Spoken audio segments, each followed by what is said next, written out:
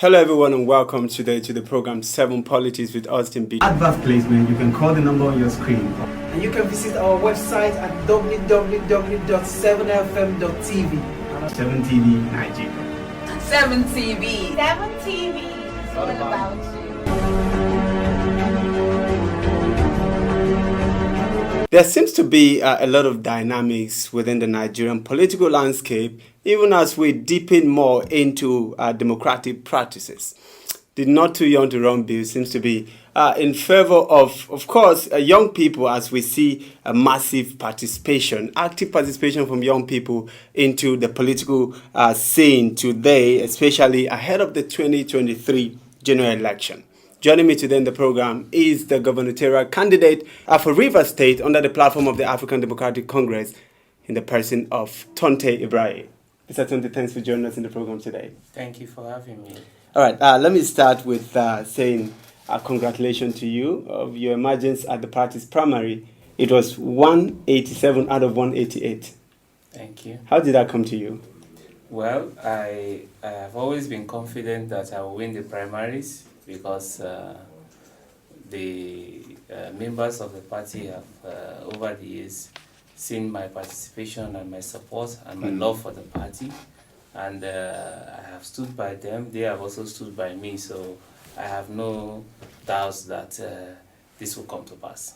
Oh, so you were confident that you were going to win the primaries? Absolutely. All right, let's talk about, one would have thought that you would be going probably for the State House of Assembly, or maybe the local government. So why did you decide to go for the number one seat in the state? I've seen a lot of young people say the same thing, like, why are you starting with governorship election? Why don't you start with councillorship and all that? First, if you look at my track record, I have been in the civil society space for a very long time. I have also been a country director of a developmental program in Nigeria. I've supported a number of states to strengthen their health system. And not just that, I have been a grassroots person. And so, why not me? I mean, Alfred Spiff, our former governor who is now in Bayelsa, a traditional ruler in Bayelsa State, was governor of Rivers State when he was 27 years old. And that's the present governor? No, Alfred Spiff, a former governor. He was 27 years old when he became governor of Rivers State in the 1970s. So why can't I be contesting for governor? It seems to be a motivation to you. Not just him. I mean, if you have traveled across the globe, I have traveled to over 35 countries, over the years, and I have seen a lot of young people occupy sensitive government positions across the globe. So I felt I have the capacity, the educational qualification, and the acceptance as well to contest and occupy the seat of the governor of Rivers State. So there is nothing wrong with that. And besides, it will also serve as motivation for other young people who are scared to come out.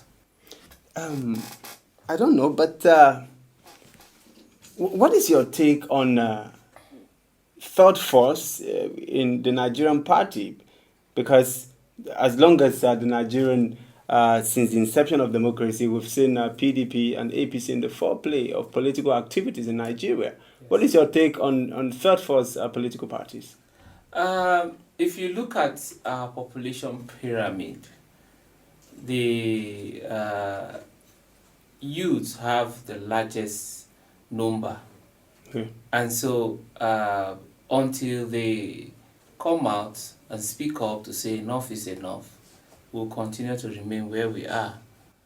And for the African Democratic Congress, we have seen this ahead of time. That's why if you look at the structure of our party, our chairman in Rivers State is less than 40. The governorship candidate of the party, which is myself, I am 37 years old. My running mate is 37 years old. And none of the party chieftains are up to 50 years old. Oh. So for us, I believe we have formed a third force to take over power from the PDP in the state.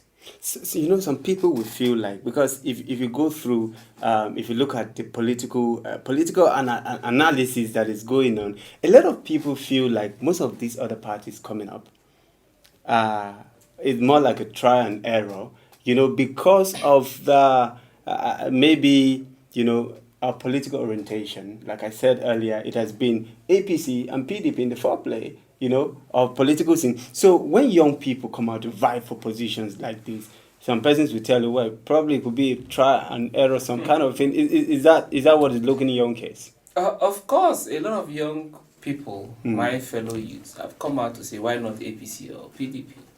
But then Nigeria is not centered around APC and PDP. We have a right to come out. We have a right to meet with the people of Rivers State and convince them that we have a better capacity, better ideas, and a better platform to improve their standards of living. And that is what we are currently doing. So it's not a try and error kind of a thing? It is absolutely not a trial and error candidacy.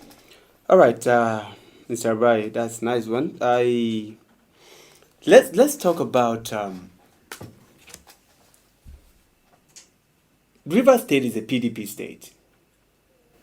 It is not a PDP state.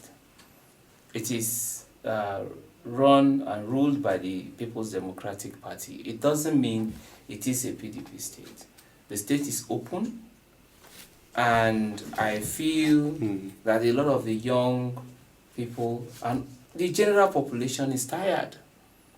Because if you look at it, there has been a circulation of, the political leadership of the state, between the PDP and the All Progressive Congress, the APC.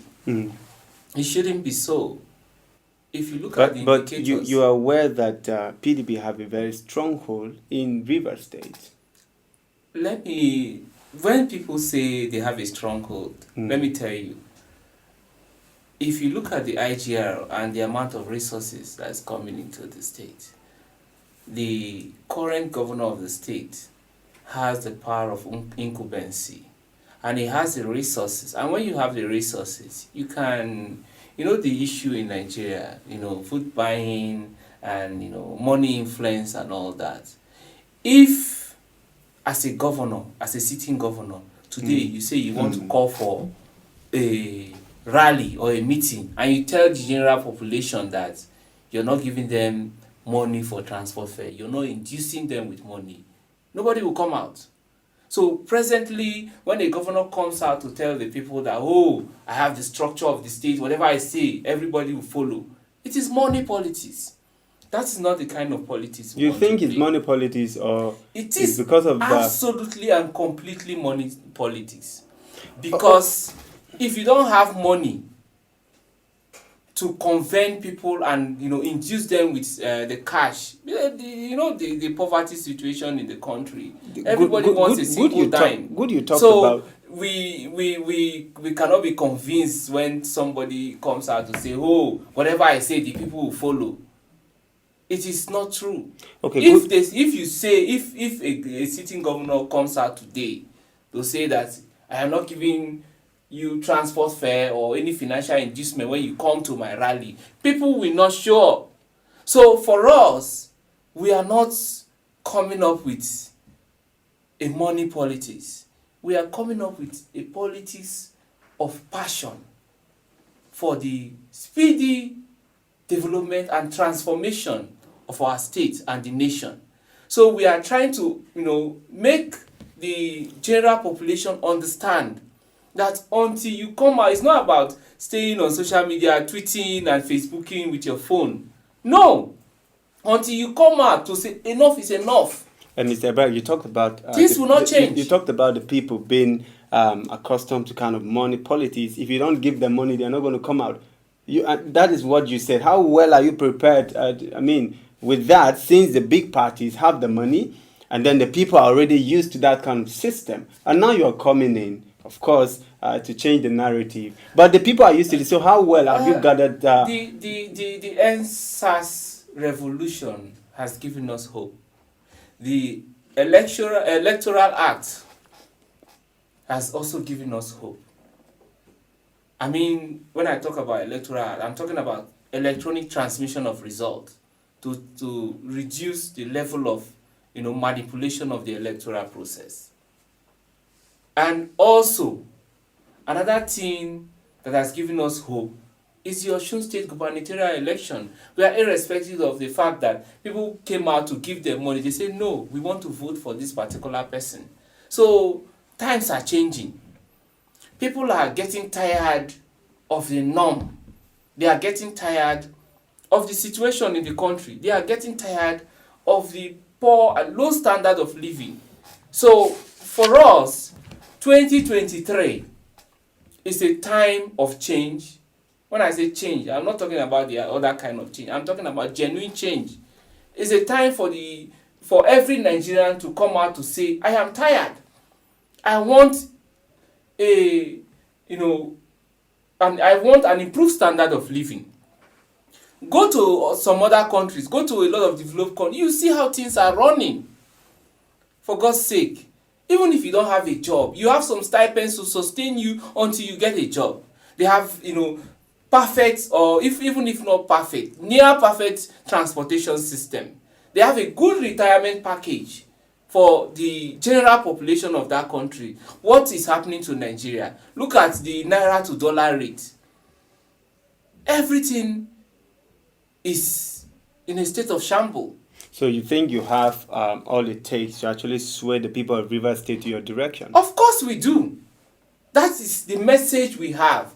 We say, vote for us. You have not tried and tested us. You have been trying these two political parties. There are other options. Give us a try. And we will transform your lives for the better. All right, quickly. And so we are coming up with a message to say we want to invest in social protection. And that is because we are going to the roots of the problem. So we want to make sure that there is increased investment in births and death registration.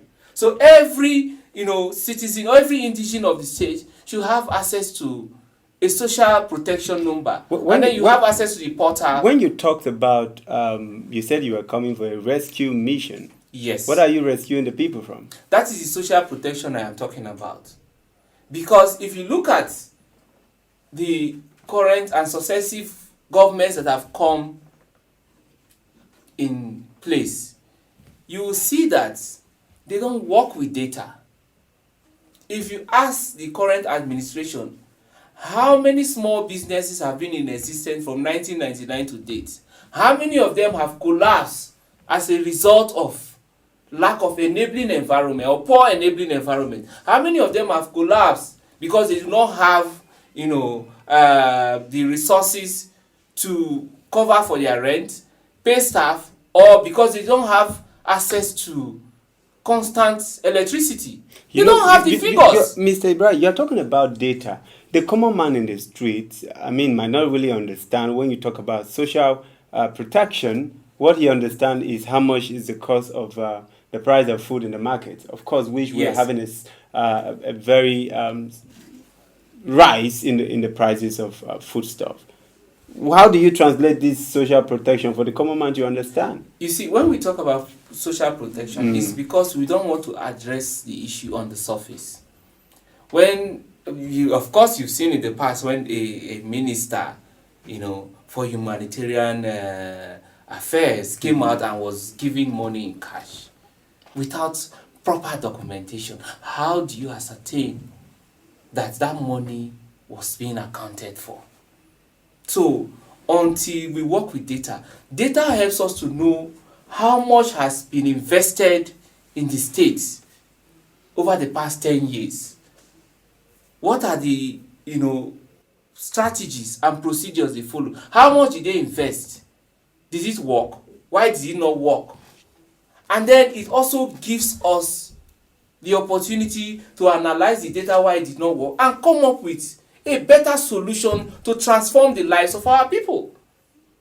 And so it is a bundle of social development policies that we are coming on board with. That includes access to quality healthcare, including access to emergency obstetric care for pregnant women and children. And Nigerians not been hearing of this. That includes access to quality education, not the kind of education we have now that as we go on strike for 2 years or thereabout. Your incumbent governor have been, of course, I think a lot of credit have been given to him when it comes to infrastructure and even education. He has built a lot of schools also. So Nigerians seems to be tired of when politicians come on board to talk about this issue of education, road, infrastructure and all of that. I don't know, better things that we should hear, because at the end we don't see this thing coming to play. When you talk about investment in education, to what extent? Because what I see is continued investment in the building of bridges that cost tens of billions of naira. How do you even verify that the amount of money that is being spent is the correct amount of money that is supposed to be spent? What cost-effective approach are they applying to the issuance of contracts or awards of contracts for these projects? And then when you talk about investment in infrastructure, does it include access to water, sanitation and hygiene? When you talk about investment to improve the lives of the people, does it include access to microcredit and loans for the general population to improve their businesses? Are students having access to loans to go to school when they don't have? Today, the level of dependence across the country and across the states is very high. I am sure as you have a job now, you're working here, a number of people are also sending you text message from your village, from your family. Oh, I'm dying, please, this is my account number, send me 5,000, send me urgent 2K. It shouldn't be so. All right, so the indicators are there that things are not working well. We need to go back to the drawing board. And until you invest in birth and death registration, you are able to understand the population of the state, the realistic population of the state. You're able to guess the right figure of the number of people who do not have jobs, the number of people whose businesses are dying as a result of the lack of enabling environment. You will not be able to address the problem from the root cause. It will all be known as surface dressing. All right, Mr. Tonte, let's go on a quick break. And when we come back from the break, we're going to look into other issues as it concerns the race 2023. For advert placement, you can call the number on your screen. And you can visit our website at www.7fm.tv. 7TV Nigeria.